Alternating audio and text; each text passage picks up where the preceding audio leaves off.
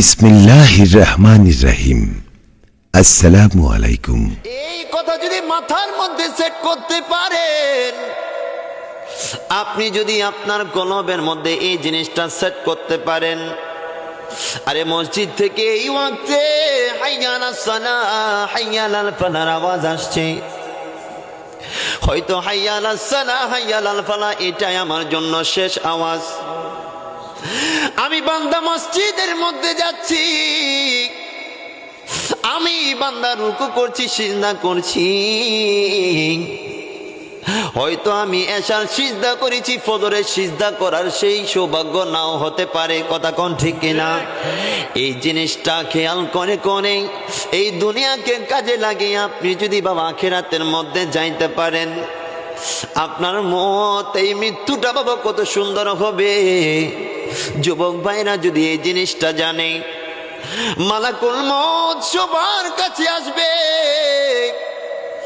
আপনি মুমিন বান্দা হলেও মালাকুল মউত আপনার কাছে আসবে।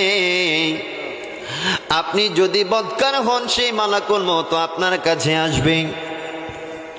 আপনি বান্দা যদি মুমিন হন, মালাকুল মউত কোন সূরাতে আপনার কাছে আসবে জানেন নেই? আমার নবী বলছেন, আলা সূরাতি শাবিন আই আলা আহসানি সূরা। জোরে পড়েন সুবহান, আরো জোরে বলেন না সুবহানাল্লাহ। এরে আমার যুবক ভাইরা, আপনার মতো কত যুবক আজকে সকালে ঘর থেকে বের হয়েছে, রং তামাশা করতে করতে মোটর সাইকেল নিয়ে অ্যাক্সিডেন্ট করে চলে গেছে, আছে না নাই? এরকম আছে। তবে মনে রাখেন, আপনি যুবক যদি আমার আল্লাহকে খুশি করে ওই কবরের মধ্যে যাইতে পারেন, আপনি যদি নবীর প্রেমে মনটাকে দিওয়ানা করে আমার কামলিওয়ালা নবীজির প্রেম সাগরে নিজেকে ভাসিয়ে দিয়ে আপনি যদি মৃত্যুর মুখে যাইতে পারেন, আপনার মৃত্যুটা কত সুন্দর হবে। মালাকুল মউত আপনার কাছে আসবে আলা সূরাতি শাবিন, সুন্দর একটা যুবকের সুরত নিয়ে মালাকুল মউত আপনার জানটা টান মারার জন্য আসবে। জোরে বলেন সুবহানাল্লাহ, আওয়াজ দেন না, জোরে বলেন সুবহানাল্লাহ। হানুত মিন হানুতিল জান্নাহ, ওই মালাকুল মউত জান্নাত থেকে জান্নাতি পোশাক নিয়ে, জান্নাতি সুগন্ধি নিয়ে আপনার শিয়রের মধ্যে আসে বসবে। আপনার শিয়রের মধ্যে মালাকুল মউত বসবে। মালাকুল মউতকে দেখা মাত্র আপনার চেহারাটা বাবা উজ্জ্বল হয়ে যাবে।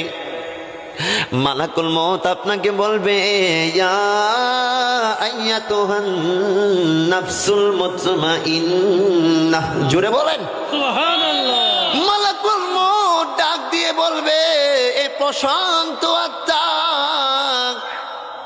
আরে প্রশান্ত আত্মা, তুমি আল্লাহকে রাজি করে আজকে মৃত্যুর স্বাদ গ্রহণ করছো।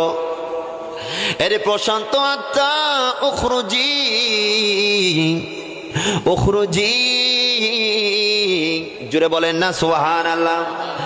মালাকুল মউত বলবে, উখরুজি, তুমি বের হও, তুমি বের হও আল্লাহ পাকের রাজির সাথে।